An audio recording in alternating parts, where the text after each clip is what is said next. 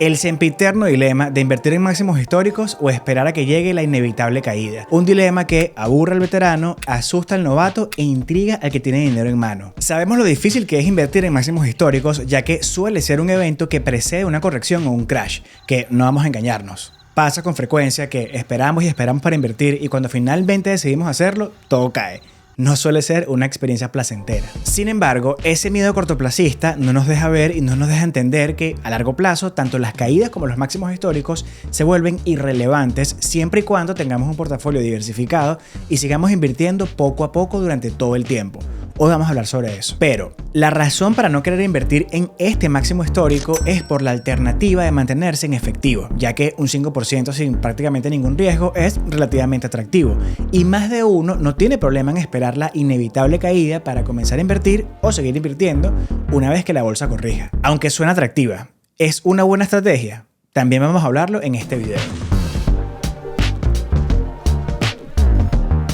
Hola a todos, yo soy Carlos y bienvenidos una vez más al canal. Hay dos cosas que deberían quedar claras desde el comienzo del video. La primera es que los máximos históricos no solo son normales, sino que suelen ocurrir en un momento donde la opinión generalizada es que existe una sobrevaloración y que hay más riesgos de los que el propio mercado está considerando. En pocas palabras, que no debería haber un máximo histórico. Ese es normalmente el ambiente en donde los máximos históricos existen. Por ejemplo, después de la caída por la pandemia, no había realmente una razón para creer que la bolsa se recuperaría, mucho menos de una forma agresiva y mucho menos que llegara a un máximo histórico. Después de todo, la situación económica, sanitaria y política no eran las más optimistas. Sin embargo, en menos de 6 meses ya estábamos en nuevos máximos históricos, a pesar de todo este pesimismo y la creencia que no habían suficientes razones para que la bolsa cotizara a esos niveles. No mencionamos esto con la intención de decir que nadie sabe nada, cosa que es cierta, nadie sabe nada y todo el mundo sabe todo al mismo tiempo. Lo decimos bajo el contexto de que siempre va a existir cierto nivel de escepticismo durante los máximos históricos y por lo general esto se vuelve un evento más mediático que un propio evento financiero. Es decir, que cuando estamos en máximos históricos siempre van a haber por todos lados los debates, las opiniones, que si es sostenible, que si es una burbuja, que si la amplitud del mercado, etc.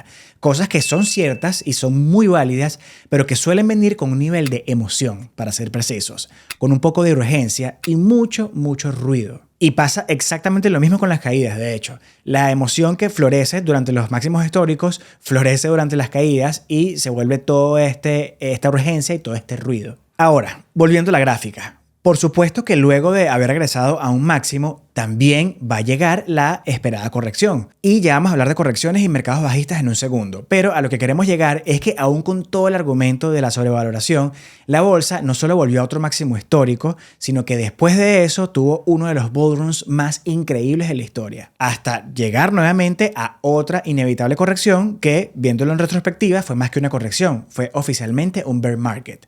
Lo que nos lleva al segundo punto. Las correcciones, las caídas y los bear markets también son normales.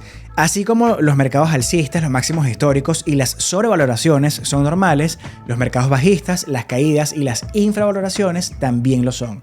Y ambas cosas son de esperarse en algún momento. Tenemos que recordar siempre que el rendimiento por dividendo y las ganancias de las empresas conforman el valor real del mercado, mientras que los precios de las acciones de las empresas que cotizan en este mercado pueden y suelen estar desconectadas tanto por arriba como por debajo gracias a la especulación y al sentimiento del mercado que siempre está intentando anticipar el valor real. Pero cuando los precios se desconectan demasiado, el mercado suele regresar los precios a su nivel justo. Y esto ocurre tanto por encima como por debajo de ese valor justo. Es decir, si los precios de las acciones se desconectan demasiado del rendimiento por dividendo y las ganancias de las empresas hacia la alza, eventualmente el mercado tiende a bajar esos precios a su valor justo.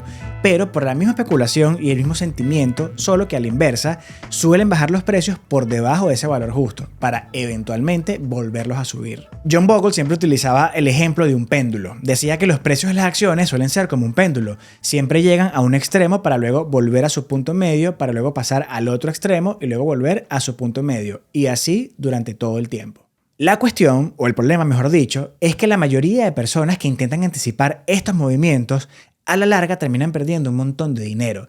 No solo por el costo de oportunidad de no participar en algún movimiento importante, digamos un 10% en un solo día, sino también por el costo impositivo de haber asumido una ganancia de forma prematura o peor aún, el costo directo de asumir una pérdida que increíblemente muchas veces es innecesaria. Muchas veces convierten una pérdida en papel en una pérdida real y de ahí sí es verdad que es muy difícil recuperarse. Por ejemplo, usando este mismo periodo, si una persona hubiera comprado en el punto más alto justo antes de la caída por la pandemia, que no solo era un máximo histórico, sino que se podría llamar el peor momento, ya que fue antes de una caída masiva de 33%, un año después no solo se habría recuperado, sino que estaría sentado en casi 17% sobre su inversión inicial.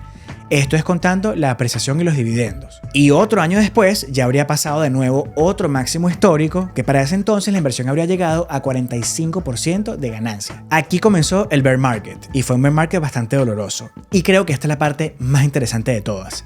El fondo de este bear market nunca llegó al máximo histórico cuando se comenzó a invertir. De hecho, para el fondo de ese bear market doloroso, la inversión aún estaba 10% por arriba, lo que de cierto modo hace ver a ese máximo histórico, que no está tan lejos, cada vez menos relevante. ¿Que pudo haber llegado a ese punto inicial e incluso pudo haber bajado mucho más?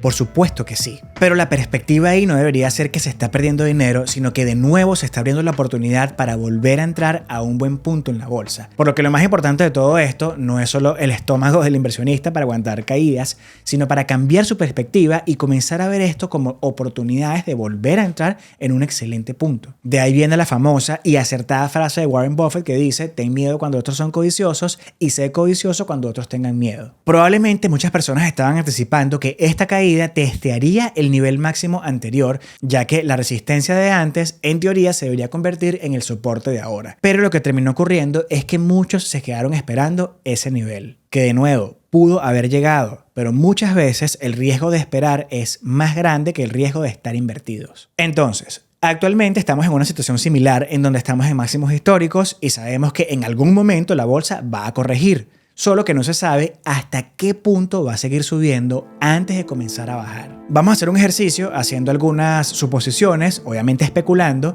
para ilustrar mejor todo este punto. Si cambiamos el periodo a year to date, podemos ver que al momento de hacer este video estamos alrededor de 16% arriba.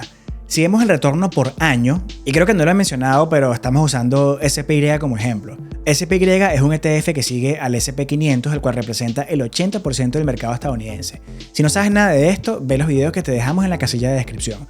Creemos que te van a encantar. Si vemos el retorno por año, desde 1993, de los 21 años con retornos positivos, sin contar 2024, obviamente, 12 terminaron por encima del 16%, 8 años por debajo y 1 justo en 16%. Este lo vamos a contar como que quedó por debajo para inclinarnos más hacia lo conservador. Entonces, basado en la data de este periodo, el 70, casi 71% del tiempo ha terminado en positivo y el 51% del tiempo ha terminado por encima de 16% de rendimiento. Si promediamos los retornos por encima y por debajo del 16%, nos daría 25.95% por encima y 10.22% por debajo. En caso de que no se haya entendido esta parte, simplemente lo que hice fue promediar todos los retornos por encima de 16% y eso me dio 25.95%. Es decir que en promedio los retornos por encima del 16% de SPY han sido 25.95% en promedio. Los retornos por debajo de 16% pero por encima de 0 han sido de 10.22% en promedio. Por lo que no es descabellado asumir que la bolsa podría seguir subiendo a partir de aquí el porcentaje que sea para luego bajar lo necesario hasta terminar en 25% al final del año. Digamos, por ejemplo, que sube un 30% para luego perder un 21%, o sea, una caída de 21%, y aún así terminaría el año en 25% arriba. Pero, de nuevo, en el camino sí hubo esa caída de 20% que algunos están esperando. O también puede no subir nada y perder un 6% hasta final del año, para así terminar en 10%. Así como también podría ocurrir algo completamente inesperado y terminar en negativo, ya que, de nuevo, todo puede ocurrir. Pero el costo y el riesgo de anticipar esto puede ser mucho mayor que el riesgo de mantenerse invertidos y seguir invirtiendo durante todos esos movimientos. Sé que lo acabo de mencionar, pero quizás es un buen momento para recordarles que este no es un análisis, simplemente son números que estamos utilizando para fines ilustrativos. Lo cierto es que si el periodo de tiempo es suficientemente largo, todos estos números van a terminar siendo completamente irrelevantes, como lo vimos antes. Y lo más seguro es que de llegar a ver una caída considerable y que la bolsa termine en 0% a final del año, seguros muchos van a estar desesperados a comprar estas ofertas, cuando un año atrás esas ofertas eran los máximos históricos en donde no quisieron comprar. Lo que nos lleva a la tercera y última parte del video de hoy: mantenerse en efectivo esperando. Por la misma razón que nos cuesta tanto invertir en máximos históricos, es que se nos hace tan fácil invertir después de una caída, porque psicológicamente sentimos que durante los máximos históricos estamos comprando en el peor momento y en las caídas estamos comprando en el mejor, cuando la verdad es que a largo plazo ambos casos van a estar bien. Incluso si exclusivamente invirtiéramos en máximos históricos, es decir, que literalmente todas nuestras compras fueran hechas en máximos históricos en el peor momento, justo antes de una caída, aún nuestro patrimonio habría crecido impresionantemente más a que si no hubiéramos invertido y estuviéramos esperando en efectivo el mejor momento para invertir. Y si por alguna razón alguna persona tuviera la habilidad y la inagotable suerte de invertir única y exclusivamente en los fondos de las caídas, de todas las caídas, por décadas, aún así, invirtiendo en el mejor momento posible durante décadas, quedaría por debajo de una persona que simplemente estuvo invirtiendo la misma cantidad todos los meses. De hecho, hicimos un video haciendo ese ejercicio justamente, de comprar en 3 escenarios. Uno comprando solo en máximos históricos, otro comprando solo en el punto más bajo de cada caída y otro comprando todos los meses sin importar si la bolsa estaba alta o estaba baja. También te lo vamos a dejar en la casilla de descripción si aún no lo has visto. Creemos que es otra de las joyas escondidas del canal. Algo que también creo que vale la pena mencionar aquí es que increíblemente hay personas que les cuesta invertir en máximos históricos porque no quieren sobrepagar, pero tampoco quieren invertir en las caídas porque puede seguir cayendo.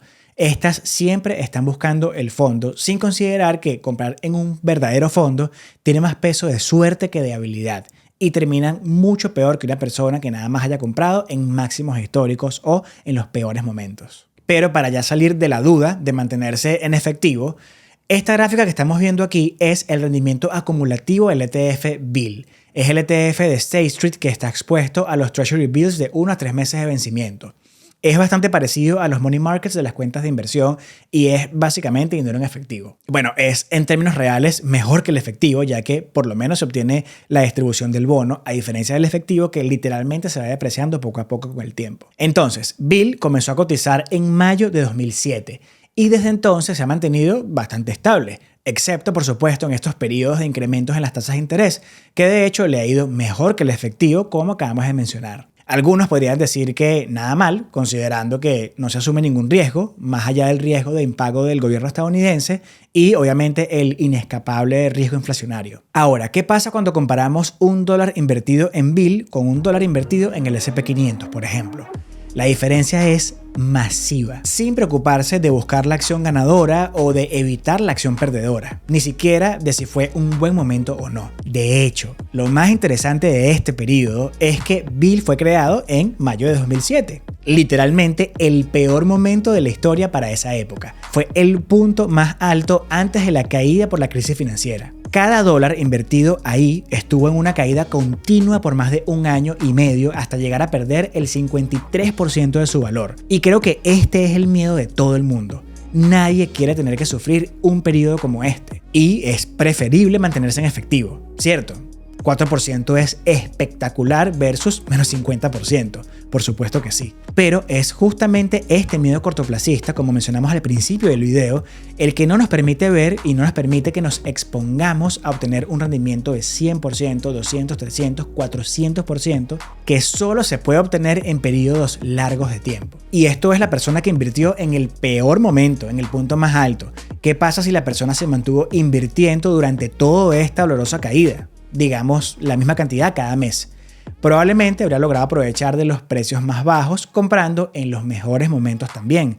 Gana el que compró en el máximo histórico, gana el que compró en el mínimo y gana el que compró por todo el tiempo. Perdió el que se mantuvo en efectivo. Bueno, en efectivo no, el que sostuvo Bill, porque de haberse mantenido en efectivo estaría completamente negativo. Este es un video que hemos hecho prácticamente varias veces, solo que desde diferentes ángulos en este mismo canal. De hecho, tenemos un video exactamente con esta temática que publicamos hace más de 3 años. No nos molesta repetir videos porque sentimos que el mensaje es importante y también sabemos que hay personas que no nos ven desde hace tiempo, que no nos conocen y que tal vez esta es la primera vez que escuchan este tema, por lo menos de nosotros. Por lo que tratamos de brindar la vista desde otro ángulo, explicarlo con términos mucho más simples y compartir material de apoyo y usar las herramientas que poco a poco hemos ido creando. Que por cierto, si aún no has probado nuestra herramienta de análisis que aún está en beta, te invitamos a hacerlo. Es parte de los beneficios de nuestro Patreon. Y de hecho, este es un excelente momento para unirte al Patreon, ya que puedes descargar gratis nuestra plantilla de presupuesto y nuestra calculadora de valor intrínseco. Literalmente, el Patreon te sale gratis el primer mes. En conclusión, sabemos que es difícil invertir en máximos históricos porque psicológicamente sentimos que estamos invirtiendo en el peor momento.